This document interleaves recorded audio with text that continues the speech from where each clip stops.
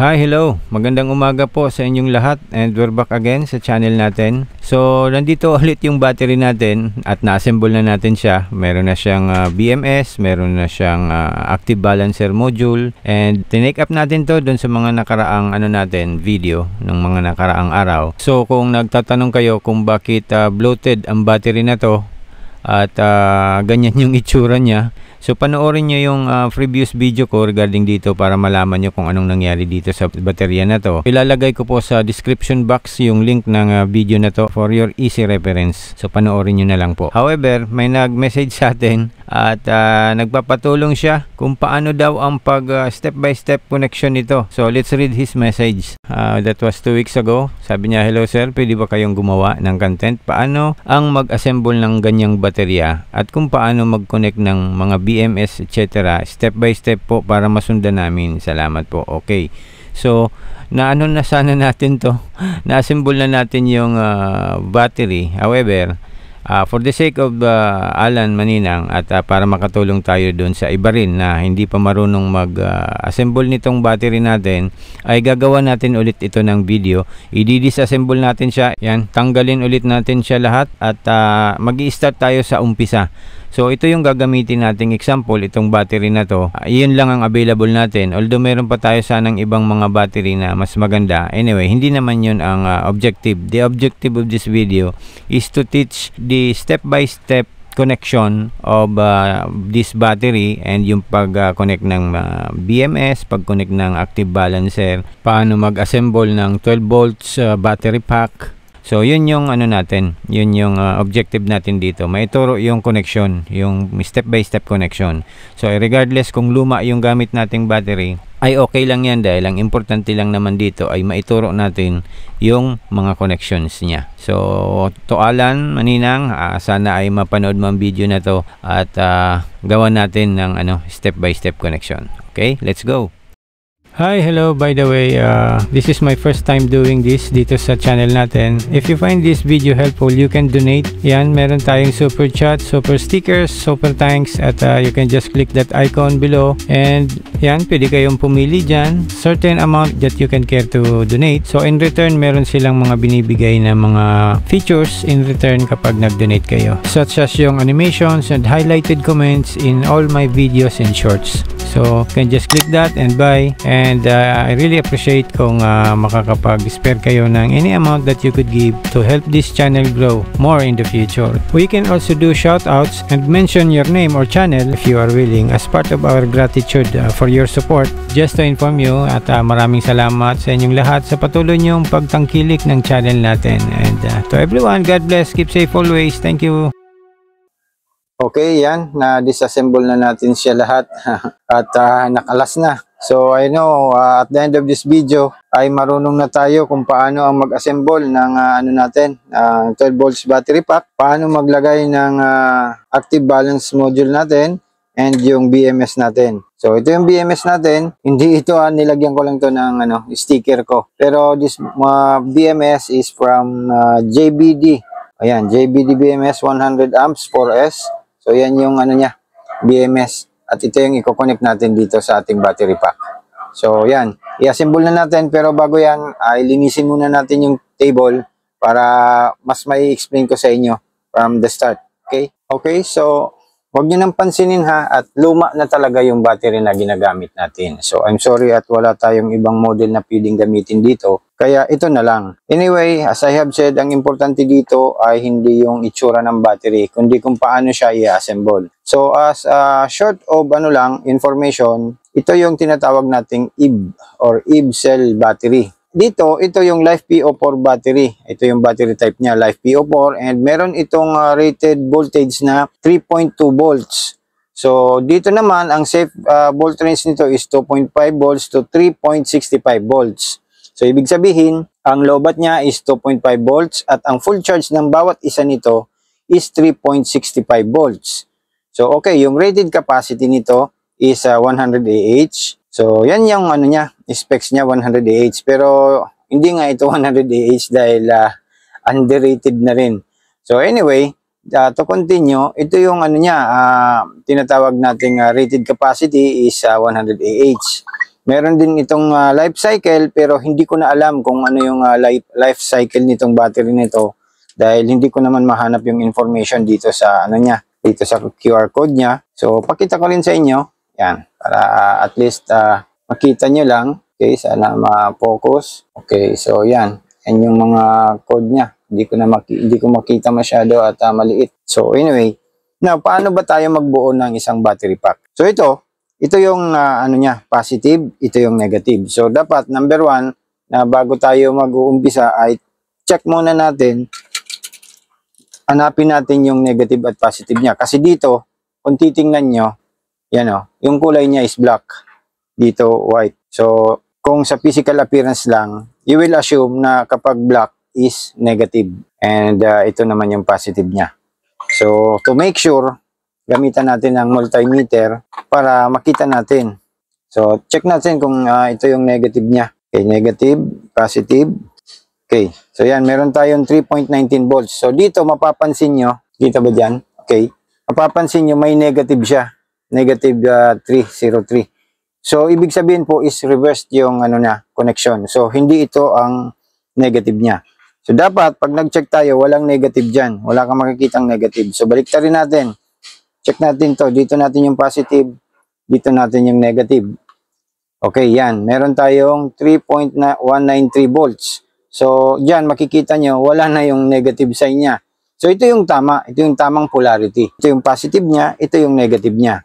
So, beware po kasi iba-iba yung kulay. Now, pag hindi nyo na-determine yan, magkakabalabaliktad yan. Pag pinagbuo natin yan, mag-short circuit yan, masisira yung cells nyo. So, make sure muna, bago kayo mag-assemble, check nyo muna kung ano yung positive dito at alin yung negative. So, sa multimeter natin, makikita natin dyan, dapat walang nakalagay dyan na negative. Pag ni-reverse mo yan, dito mo nilagay, yun, may makikita ka na dyan negative. So, ibig sabihin, mali. Reverse siya. Mali yung ano mo, pag-connect natin sa kanya. So, malinaw po yan ha. Dapat, positive, negative, at wala ditong sign na negative sa multimeter natin. So, yan yung tama. Okay. So, anyway, paano ba ang pagbuo nito? So, kung i-connect natin siya into parallel connection, meron tayong tinatawag na sa parallel circuit rule, yung voltage ng battery natin kapag pinarallel connection natin ay the same. So, kung meron tayong 3.2 volts each, pag pinarallel connection natin yan, meron tayong 3.2 volts, pero yung AH niya ay nagdadagdag. So, meron tayong 100 AH. So, in total, meron tayong 400 AH pero 3.2 volts lang. So, kung gusto nyong panoorin at gusto nyong malaman kung ano yung mga series and parallel connection, ilalagay ko dyan sa screen at sa end screen of this video and also sa description box para makita nyo at ma-review nyo. Anyway, basic lang naman yun. So, kung gusto nyo lang at nakalimutan nyo, pwede nyo panoorin yun. Para makakonect tayo, maka-assemble tayo, ng battery pack, kailangan natin siyang i-connect sa bawat isa in series connection. So, para makabuo tayo ng 12 volts battery pack, so meron tayong 3.2 volts, 3.2, 3.2. So, 3, 6, 9, 12, para makabuo tayo niyan ng isang 12 volts battery pack, i-connect natin siya into series. Okay, so, paano ang pag-connect? Ganito ang pag-connect niyan. Okay, so nakuha na natin yung polarity ng battery natin. Ito yung positive, ito yung negative. So, negative side, positive side. Now, sa pag-connect niyan ay babaliktadin nyo lang yan. So, ito yung positive, lalagay nyo dyan. Then, ito naman yung negative, okay na yan dito. At ito naman yung another positive side ay dyan natin ilalagay. So, ibabaliktad nyo lang.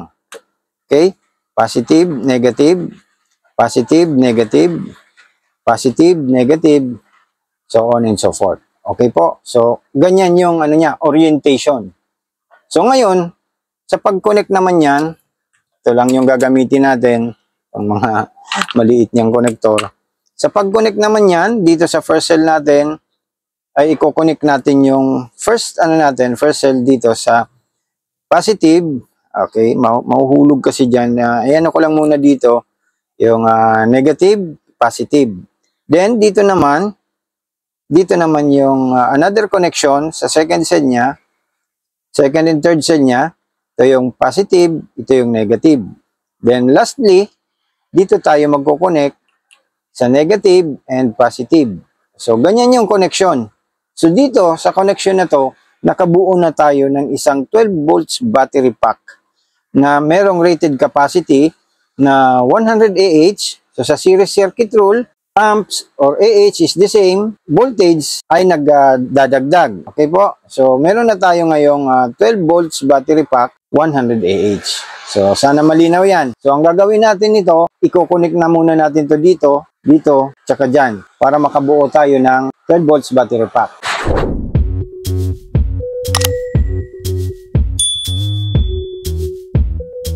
Okay, so yan, na-connect na natin siya. Yung mga cells niya ay naipag-connect na natin. At ngayon, para ma-check yan, sa multimeter natin dito, dapat ang lumabas na dito sa reading niya ay, dapat makita nyo dyan ay 12 volts na. So, connect natin yung positive and negative. So, okay. So yan, meron na tayo ditong 12 volts. And makikita nyo dyan, 12.74 or 745. Okay. So, nakabuo na tayo ng battery pack na 12 volts. So, tama yung connection natin. Okay? Ngayon naman, ang gagawin natin dito, pag na-connect nyo na, pwede nyo na siyang i-charge dito. Sa positive, negative, pwede kayo mag-charge para maiangat nyo yung cell voltage ng bawat isa. Pero, syempre, dahil we are using lithium battery, kailangan meron tayong active balancer. Ito. So maraming active balancer. Meron yung kulay red sa Dali. Meron din ganito. So ito yung gagamitin natin from Heltec BMS. Ito yung brand. So 5 amps active balancer ito. Yan. Sana makita nyo dyan. So ito yung gagamitin natin sa kanya. Hindi ko na masyadong mabasa at maliit. Anyway, so i-connect natin to dito sa ating battery pack. Also, i-connect din natin itong ating BMS. So, lalagyan natin siya ng BMS. So, ito yung BMS niya, 100 amps 4S from JBD. Okay? Kukonek natin to dito. Ngayon, set aside muna natin to dito para maayos natin. Okay. Okay, before natin i-connect yung BMS natin, introduce ko lang sa inyo.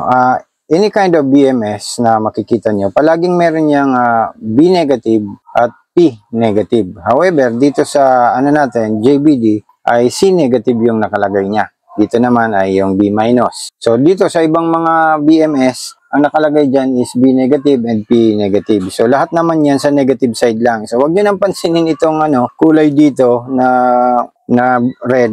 Pag red kasi, ang presumption natin palagi ay positive side. So ito yung nilagay nila na dito, wire. Yung binuksan ko to, yan, 8 AWG. So, wala na tayong magagawa dyan dahil yun na yung nilagay niya. Pwede ba natin itong palitan? So, anyway, dito meron naman tayong mga sampling cable. Meron dyang 5 wire yan. Pakita ko lang sa inyo para at least magkaroon kayo ng idea. So, ang orientation nito ay ito yung magiging negative side niya. Yan, negative side, and the rest is ilalagay nyo yan sa positive side ng battery natin, ng per cell, then sunod-sunod yan. So, meron siyang 5. 1, 2, 3, 4, 5. Ngayon, dito naman sa ating active balance module natin, kung makikita nyo dito, may nakalagay yan dyan B negative. Sana makita, yan, B negative, then B1, 1, 2, 3, and 4. So, lahat yan ay positive side na. And meron tayong B negative. So, yung B negative natin ay ito. Itong side na to. B negative, B positive,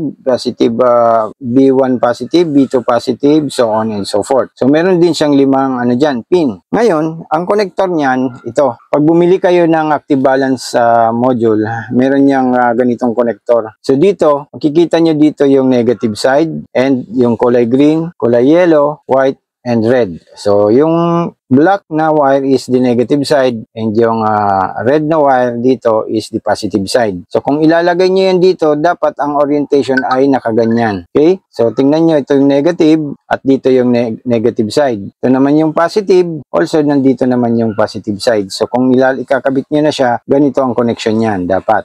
Okay? So, ganyan. Ngayon, dito naman sa mga dulo niya, itong ating negative side na wire ay ito yung pupunta sa negative side ng battery pack natin. Diyan, ito. Then sunod, itong kulay green naman ay ito naman yung pupunta dito. Kahit saan dyan. So, pwede dito itong green, pwede nyo ditong i-connect or dito kung saan nyo gusto dyan. Dahil parehas lang naman yung nakakonect sa bawat isa. Dito naman, third connection or third wire ay dito naman natin siya i-connect kahit saan dito. Okay? So, ito naman next na kulay puti ay dito naman natin siya ilalagay. O, dyan. Okay? Then lastly, yung kulay red na wire ng active balance module natin, ay dito natin siya ilalagay sa positive side ng battery pack natin. Now, ito parehas lang ang connection nito dito sa ating BMS. So itong orientation ng sampling cable dito ay ganun din ang mangyayari dito. Kaya kung magpapansin nyo dito ay pinarallel connection ko na lang siya at nilagyan ko siya ng terminal connector. So yan.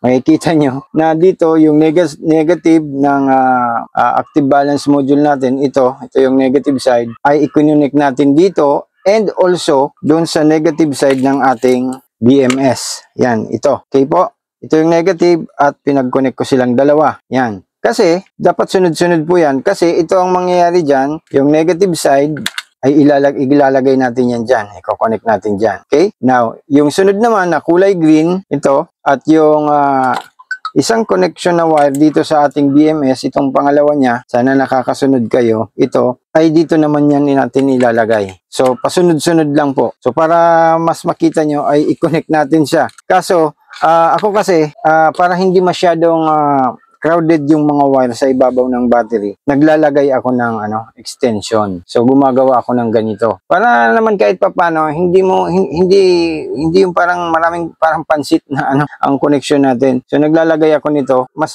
maigi naman tingnan, okay?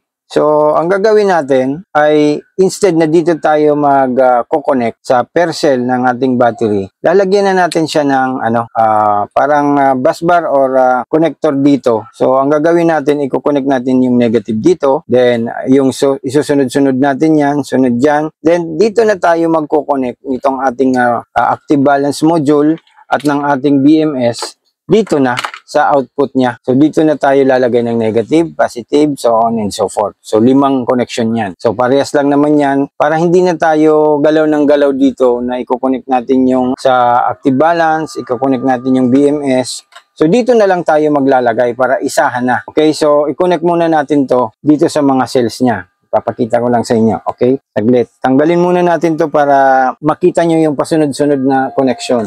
So, alam ko napaka-basic to sa iba, pero kung alam niyo na to, wala namang problema, pwede kayong manood pa rin para ma-refresh kayo. At dun sa mga hindi pa marunong, sana masabayan niyo yung ginagawa natin para makatulong sa inyo. Okay, so ngayon, lalagay tayo dito ng yung negative ay dito natin ilalagay. So, as I have said, dapat alam nyo yung polarity ng mga battery nyo para hindi tayo magkamali. Ayan, lagay natin dyan. Then, next is ito. Pasunod-sunod lang po yan So, ito ilagay natin dito. So, dito na lang. Pero pwede dyan sa kabila, kahit saan dyan ay pwede. Pero dito na lang natin ilagay. So, ganyan. Okay. Now, next is ito. Yung pangatlong connection niya. So, dito natin siya ilalagay sa positive side. So, lahat yan sa positive side nyo ilalagay or kahit pwede din dun sa kabila. Parehas lang naman yan. Okay. Okay. So, last is yung sana yun? Ito. Okay. Dito natin siya i-connect sa kabila na positive side ng battery. Okay. Then, lastly, dito, ito naman, yung last na connection ng positive ay dito natin ilalagay. So, nawala na siyang nawala na tayo ng connector. Anyway, ilang yan, nakasolda na kasi yan. So, i-connect lang natin para makita nyo lang kung paano. So, ganyan po ang connection yan. Okay. So, ngayon, na-connect na natin siya. Meron na tayo ditong connector sa mga pair cell ng battery. Ngayon, para ma-check nyo yan, bago kayo mag-connect ng mga balance module and BMS, i-check muna natin yung voltage ng natin, yung connector natin dito. Check natin kasi dito pa lang makikita nyo nga kung may mali sa connection nyo. So, okay.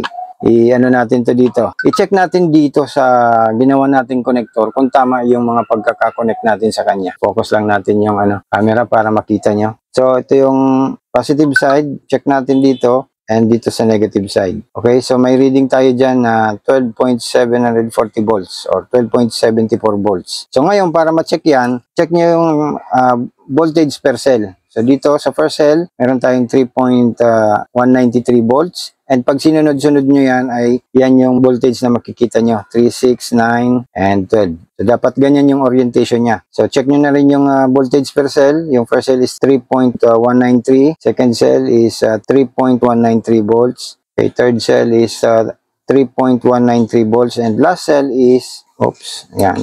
Last cell is 3.195 volts. Okay? So, tama yung connection natin. So, ngayon, dahil nakuha na natin yung orientation ng mga battery cells natin, dito na tayo ngayon magko-connect nitong ating active balance module at itong ating BMS. So, yung BMS nyo na may mga sampling cable, i-parallel connection nyo yan dito sa ating module na active balance module. So, i-connect nyo yung negative side nya dito sa negative side ng BMS. Then, sunod-sunod nyo lang yan. Okay? So, pag na-connect nyo na po yan, yung sa BMS, ay i-connect na natin dito. So, hanapin natin yung unang wire, ito, at i-connect natin to. Siyempre, dahil negative to, dito natin yan ilalagay sa negative side. Okay, ganyan. Then, sunod-sunod lang yan. Yung kulay green naman, dito, ay dito rin natin ilalagay yan. Ito yung green, na nakakonect din sa BMS, dito rin natin sa pangalawa. Okay, so, i-connect muna natin. Next is the color green, ito. And yung white, ito yung pangalawang ng BMS natin dito. Yung pangalawang wire niya din sa sampling cable niya. Connect natin dyan. Mas maganda po kung may terminal lugs. Kung gusto nyong isolder, pwede rin. Kasi dapat mahigpit po ang pagkakakonect niyan para tama yung reading na ibibigay sa atin. Okay? Yung pangatlong wire ay itong yellow. Hanapin natin yung kulay yellow. And naka-parallel connection na kasi yan. Itong white niya, ito naman yung pangatlong wire dito sa BMS natin. Sana nakakasunod kayo. Anyway, kung meron kayong tanong, please feel free to drop it down dito sa natin, sa comment section ng ating video para masagutan natin. And for your information, I always answer questions dito sa ating channel kapag nababasa natin at siyempre kapag hindi tayo busy. Sinasagutan natin yan. Kung hindi naman natin alam, ay wala naman problema. Pwede naman tayo magpatulong sa iba. Kasi hindi naman lahat ng bagay ay alam natin. So yan. Okay, mas maganda yung nagtatanong pa rin tayo kasi ang pagsosolar ay everyday learning yan. Hindi yan natatapos sa isang kaalaman lang. Tapos na. So araw-araw meron tayong mga nadidiscovering mga knowledge. Kaya yan. Ganyan. So lastly, ito na po. Yung positive side. Dito na natin siya i-connect. Okay? Medyo mahirap talaga sa paggagawa ng video pero tsatsagaan natin yan alang-alang sa mga viewers natin. So dito makikita nyo, nakalimutan ko nga pala, sorry, pasensya na kayo, tao lang. Dapat tinatanggal nyo muna to. Wag nyo i-connect ito isa-isa na nakakonect yung natin, active balance module natin. So learn from my mistake. So ito din dapat tinanggal din natin to.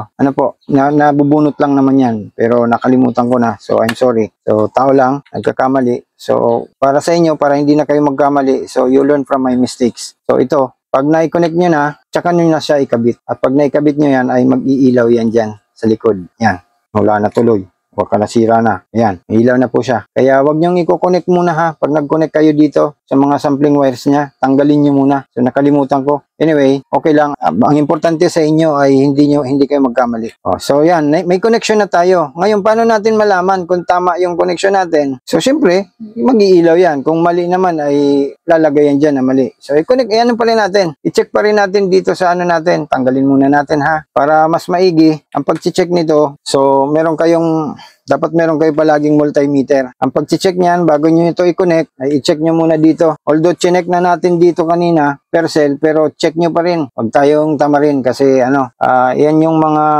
dito, yung mga protocols na dapat yung pag-aralan. Okay, so dito, kung medyo maliit yung test probe nyo, katulad ng itong sa akin, pwede nyo tusukin lang yan dito sa positive side. Tusok nyo lang dyan, and dito yung negative side. So dyan, meron tayong 12.74. So check nyo rin yung orientation ng cells, 3.15, 3, then 6.35. Next is 9.55 and 12.75. So, check nyo rin yung per cell. Palaging ganun ang orientation ng pag-check. 3.16 volts. Next, lipat nyo dito. Then, second cell is 3.19.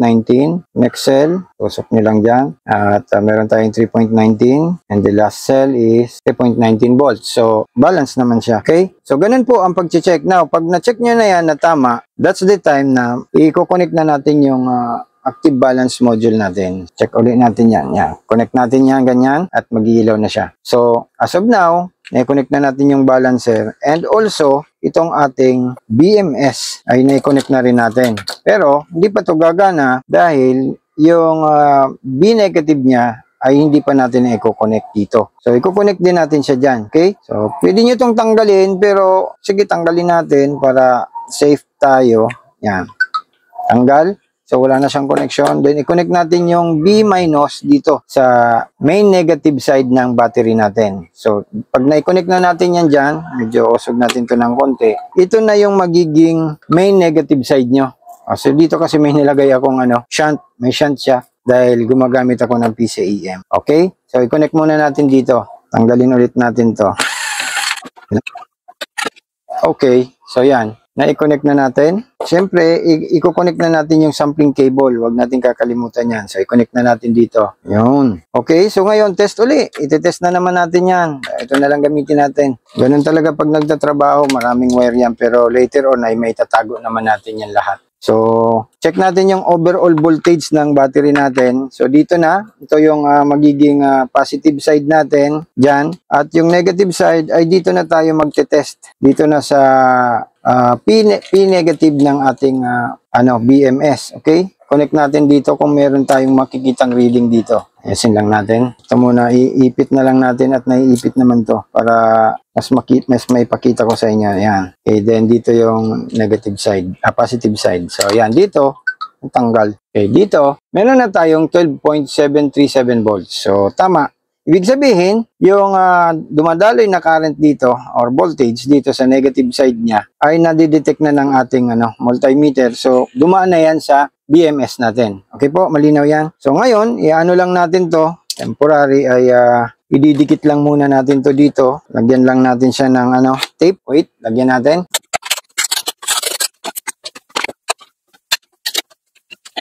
Okay now, so tapos na tayo at na-connect na natin siya. So yan, meron na tayong BMS, meron na tayong active balancer at ito yung mga connection niya. So again, i-test ulit natin kung tama para hindi tayo magkamali. So yan, this is the positive side and this is the negative side. Dito. Okay, ayan. Meron tayong 12 volts. Then, i-check rin natin yung voltage per cell. Check din tayo dito. So, ito yung positive side and negative side. So, meron tayong dyan. Ilapit natin ng konti para mas makita nyo. Yan. Positive, negative. Meron tayong 12.742 volts. And pag chinek natin yan isa-isa, 3, 6, 9, and 12. So, yan. Dito na, pwede rin kayo mag-check dito per cell. 3.191, 3.191, 3.191, and 3.193. So, dito pwede rin kayo mag-check. So, yan. Hanggang dito na lang po ang video natin. Sana ay kahit papano ay naipaabot ko sa inyo yung sa abot ng aking makakaya kung paano ang pag-assemble ng battery na ganito, paano ang paglagay ng active balance module at ng BMS. So, itong battery na to ay pwede na natin gamitin. Pwede na kayo maglagay dito ng solar charge controller sa negative side at positive side para mag-charge na yung battery natin. Pwede na rin kayong mag-charge dyan at dito na rin kayo magkoconnect sa positive side and negative side papunta doon sa inverter natin to give 220 volts sa mga appliances natin na 220 volts.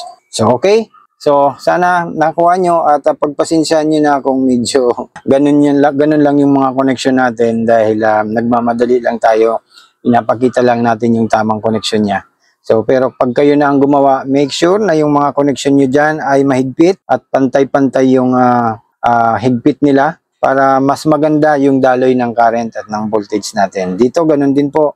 Ayusin yung masyado na yung pagkakonect ay maganda. So, dito sa atin, medyo madalian lang kaya ganun minsan ito nagtatanggal-tanggal pa. So anyway, sana na ipaabot ko yung objective natin na ipakita ko sa inyo yung paano mag-assemble ng battery, paano maglagay ng BMS ito at paano maglagay ng active balance module. So dun sa nagtatanong, Sir Alan, sana ay mapanood mo ang video na to at doon na rin sa mga kaibigan natin dyan na hindi pa alam kung paano mag-assemble ng 12 volts battery pack Life PO4. So, ito po yung pagkabit. So, maraming salamat po sa inyong lahat. Hanggang dito na lang po ang video natin. Till next time and God bless and keep safe always everyone. Bye!